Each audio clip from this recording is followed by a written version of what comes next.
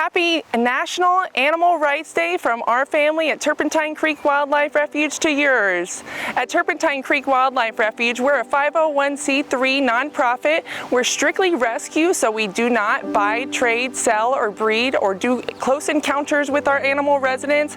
Our main purpose here is to provide lifetime sanctuary for abused, neglected, and abandoned big cats and bears. Rescuing these exotic big cats is so important to us here at Turpentine Creek because a lot of the time these animals would have been destroyed, or they could have ended up in backyards, basements, garages owned by the regular public who just do not have the education or the ability to be able to provide lifetime care for these animals. And sometimes they do become scared because they are working with apex predators. They quickly realize that they are predators, not pets. They're not meant to be in people's basements, garages, apartment complexes. They're meant to be in the wild, but the animals that we rescue are so crossbred or inbred or have their claws taken from them and cannot defend themselves in the wild that they can never be released into the wild because they were born in captivity.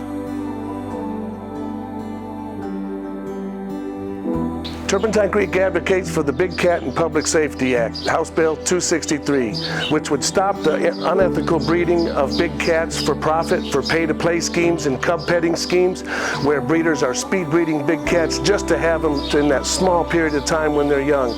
It would also require them to register just one time with the U.S. Fish and Wildlife Service.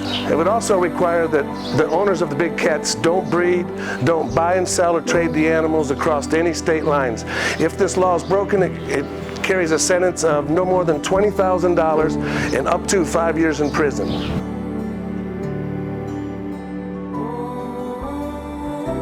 Sanctuaries exist like Turpentine Creek Wildlife Refuge due to the big cat crisis in the U.S.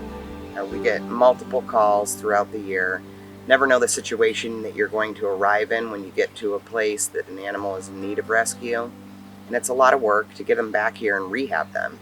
We never know what happened to the animal prior, so it's dealing with them, learning to trust people again, and adjusting to their surroundings. So you really have to put yourself kind of in the situation that they come out of. When they get here, depending on what their diet was prior, that's a real important thing. Are they overweight, underweight? We have to do an exam. We try to do dentals, take x-rays, and really see what's going on physically, since they're animals and they can't talk to you. We want to make sure that they're in good health. They do anything that's needed to try to rehab them back to good health. And then they get to live their life out in the habitat here. And this is their sanctuary, their home. And that's what we try to give them after rescue, is peace and comfort and be able to relax in the environment that is now theirs.